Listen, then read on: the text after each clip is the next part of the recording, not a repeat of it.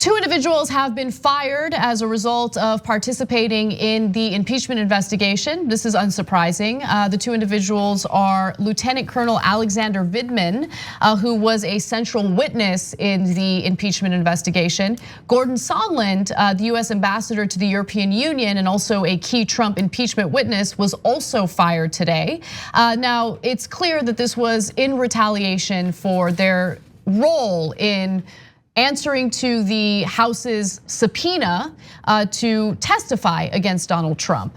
And so let me give you some details about how this all went down. Before you do that, I just want to be clear. Vindman is technically not fired. So he has been removed from the building, literally walked out of the White House. He was escorted out. Yeah. Yes, that's right. But he still retains his job in the Army. What job? No one knows. They won't state it. Vindman isn't stating it. The White House isn't stating it. They're moving him to a different job, so technically not fired. Sondland totally out of a job.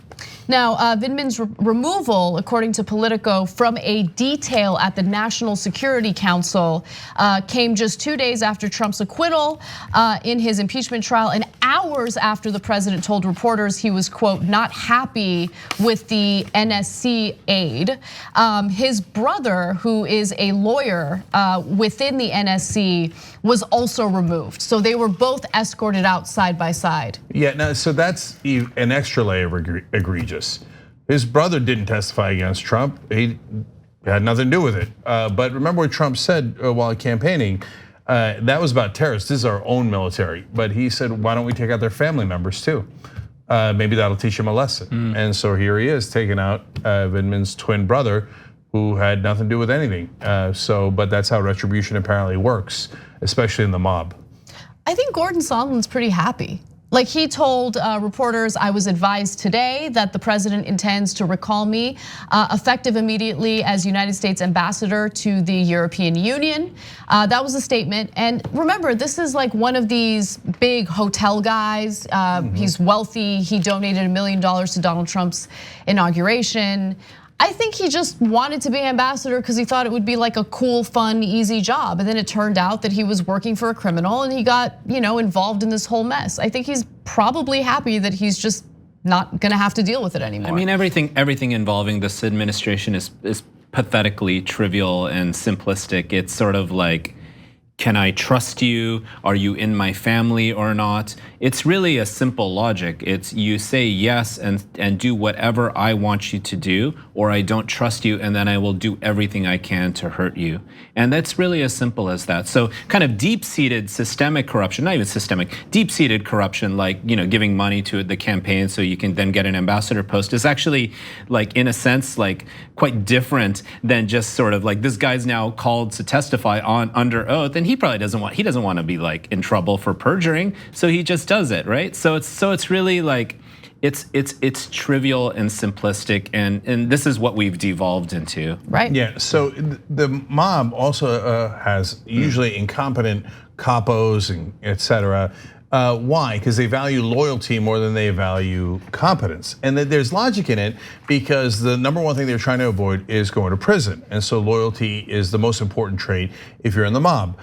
Same thing here. Donald Trump is largely trying to avoid getting thrown out of office and going to prison.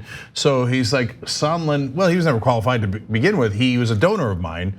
And so he's a hotel guy that I wanted to be in good graces with. He's richer than I am, and he had already given me money. Oh, well, now he's not loyal anymore, so I'm getting rid of him. Sondland, for his part, yeah, he went on a fun little camping trip. He's gonna have good stories for the rest of his life. He originally tried to lie for Trump, if you remember. Then he switched his testimony because he's like, wait a minute. What am I going to jail for Trump for? No, I'll just tell the truth, who cares? Well, also it became clear based on the testimony of other Trump administration officials that he was lying. And so at that point, he's like, oops, I don't want to get in trouble. And so he started to really comply and tell the truth. It does raise like one deeper issue, just as I was sort of thinking about this, which is why are we not appointing people to ambassadorships and diplomatic positions who actually know about those places, or maybe speak those languages or familiar with those cultures. And this has been an issue throughout history. This was also true. I used to do field work. I remember we did a 1-hour interview about this, Cenk, in the Arab Spring. I was in the middle of it.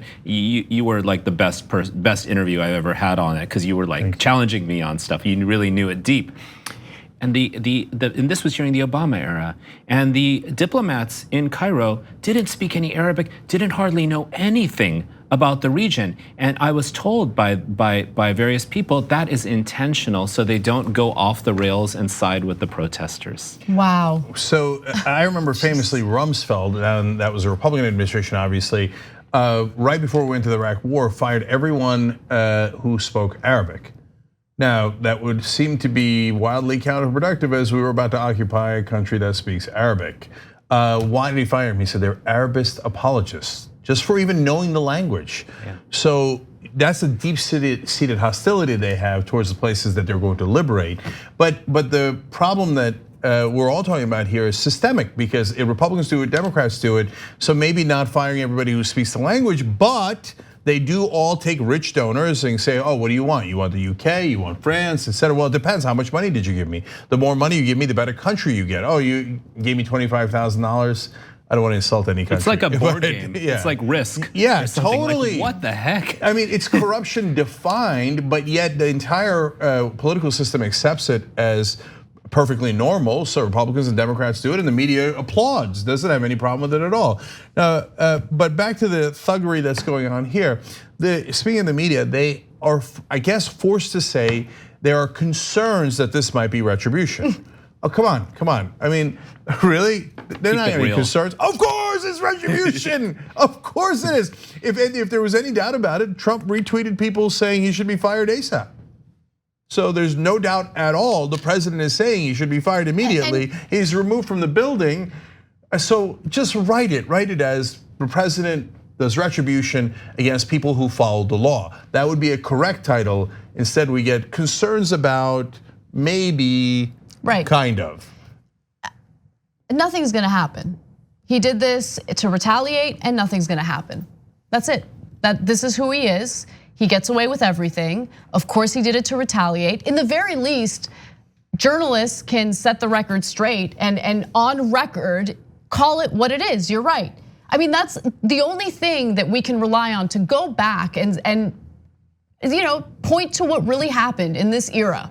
And what this country was okay with. I mean, Trump believes to the winner go all the spoils. I mean, he occasionally just like reveals that, and that's actually when it's most illuminating. He said we should have taken all the oil in Iraq. Right. He said that I could murder someone on Fifth Avenue and get away with it. He said I bought all of you out. Remember when he pointed at every single Republican on the stage in 2016? I bought all of you. I bought Democrats out. I can buy everyone out. So he is actually the transparency of this deep-seated corruption, and that is the only thing that's refreshing about him. Yeah, so last thing I'll say about it in terms of how the media is reacting is, if he had said Obama or Vindman or whoever is a lizard person, would the title be concerns that they might not be lizard people or that they might be lizard people? No, you're allowed to say things that are obvious. I mean, can you imagine that Sondland and Vindman and his brother were all coincidentally removed from their jobs on today?